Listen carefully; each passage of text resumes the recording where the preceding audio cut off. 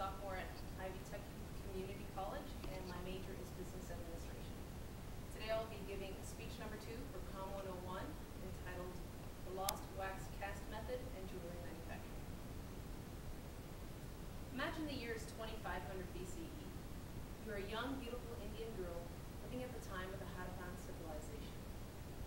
You don on your heavy bronze jewelry and head for the door. On the way to a celebration, you stop to investigate a strange new sight, something you've never seen before. A large bronze statue of the goddess Shiva dancing.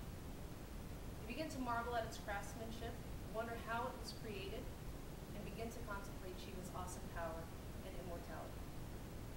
When you get to the celebration, you begin to dance vivaciously and catch the eye of a local artisan, an innovator who created the statue of Shiva using a new technique he has developed. Little do you know that your beauty, dance moves, and vitality have overwhelmed him with inspiration, and that, like Shiva, you are about to be immortalized forever in sculpture through the use of a powerful new technology. The sculpture in the picture I have here is entitled The Dancing Girl, and is one of the oldest examples of the use of the lost wax cast method. This method dates back to ancient Mesopotamia 4,500 years ago. I'm a third-generation jeweler who grew up working at her parents' jewelry manufacturing company, and over the years have acquired a deep understanding of the lost wax cast method through first-hand experience. The pictures I will be showing today are actual pictures from my family's factory. The purpose of my speech today is to inform my audience of the steps of the lost wax cast method as it pertains to jewelry manufacturing. These steps include creating a master model, the creation and use of an investment mold, and the casting of metals to produce a final product. The first step in the lost wax cast method is to create a master mold. This can be done one of two ways in the jewelry industry. The first and more traditional method is to hand carve out of wax your design through the use of traditional jeweler's tools such as gravers, carvers, saws, and a variety of files. The second method is newer and more sophisticated.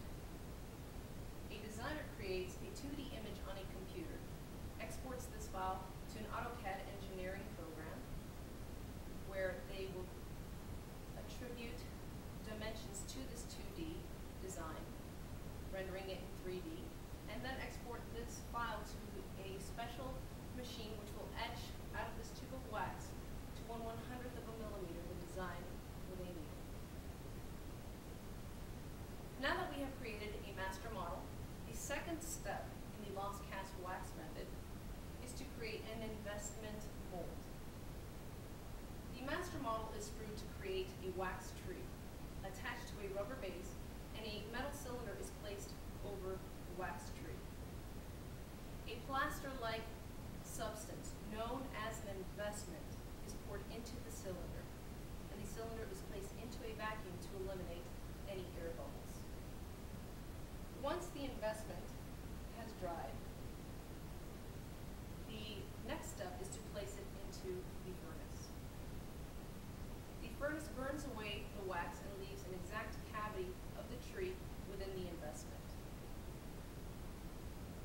Now that we have created a master model and an investment mold, the third and final step in the lost wax cast method is to prepare the metals for casting.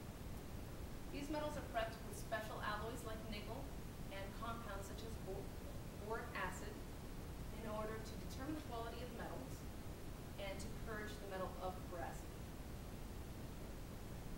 The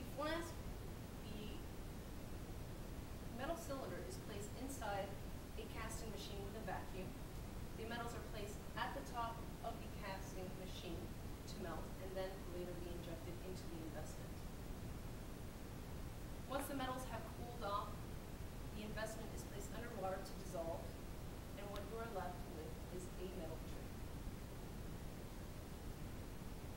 The purpose of my speech today was to explain the steps of creating a master model, creating an investment mold, and the casting of metals in order to demonstrate how the used in jewelry manufacturing today. Our jewelry accentuates our beauty and embellishes our style. The next time that you are at a